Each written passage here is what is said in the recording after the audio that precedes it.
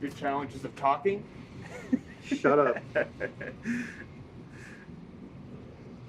I don't have brain farts. I have brain constipation. 407 years ago. No, it's fucking around. Okay. I can't believe it's not butter. And it's bitter. I'm not stupid. I know the song. Bitter, to me, I love it. If you know me, you know I love heavy shit. And that song off the gate just comes in smacking you. And that riff in the beginning just, I feel like to me, it automatically just catches you. Me and Jason usually start in a room, just like this, an office or anywhere, and we'll have a good idea. He has a riff, either he's recorded or something from his good old noggin, his good old Pent noggin. From the very start, I knew I wanted something really aggressive. We needed something heavier, more in your face in our set list. I knew I wanted something that really had a groove that caught people. I kind of felt from the start, I knew what I wanted the vision of the song to be, and I was just trying to figure out how to get there. Now, that very first riff in the song is actually the first thing I wrote for the song, not that doesn't sound like it totally contradicts what I just explained. Because that and actually the post-chorus riff were just separate pieces I had written, and I didn't really know what I was doing with them. They were kind of just floating out there, and I was waiting for the right fit. And as I started writing that main hook and the chorus and breakdown all these other pieces of the song, I found myself kind of in a rhythmic rut, and I was trying to figure out how to keep things fresh and keep things interesting. And I went, oh well, those are in the same key. Why don't I just throw those in there? And I challenged myself to make them work and to do something a little bit different that purposely tried to keep the listener on their toes. It was easy.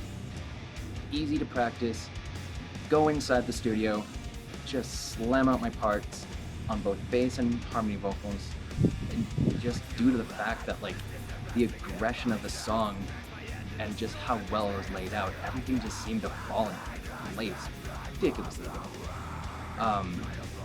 Yeah, with everything when it came to even drums or, you know, Jason telling Connor to do ninja stars, which, yeah, everyone definitely laughed at that one. That was a doozy. But it got the point across, and everyone just came in, did their shit, and it just felt so fucking happy. We had a couple different versions of the intro we played through.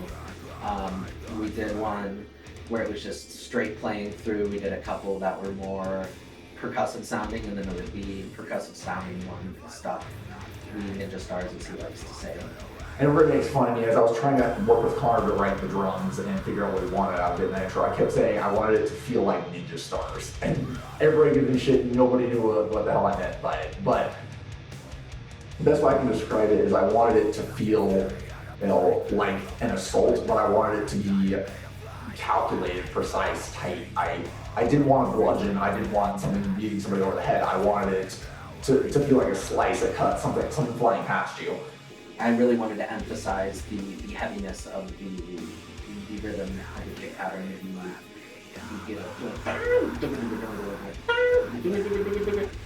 So I really wanted to play off of that and really have it more percussive sounding. So a lot of cymbal chokes, a lot of the fun stuff, because in the good old Pro Tools, you can't always get all these things, you know?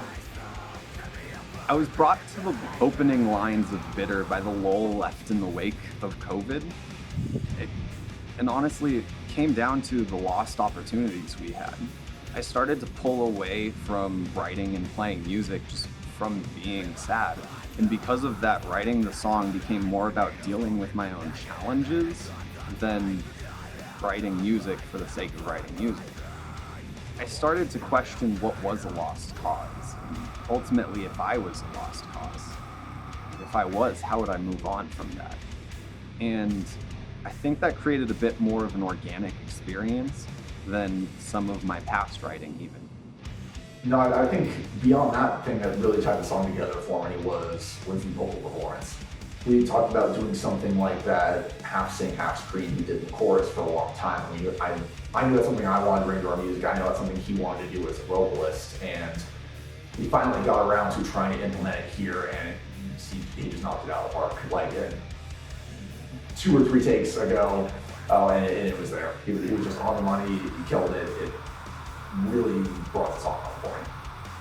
And also Winston's vocals in that song, I am proud of him because those fries, if you want to call them fries, I don't know what you want to call them, the clean but yet dirty, gritty vocals, really, I don't know, I've always liked those, big Always Sex fan, so, you know, old school, deathcore, metalcore, whatever you want to say. Sorry.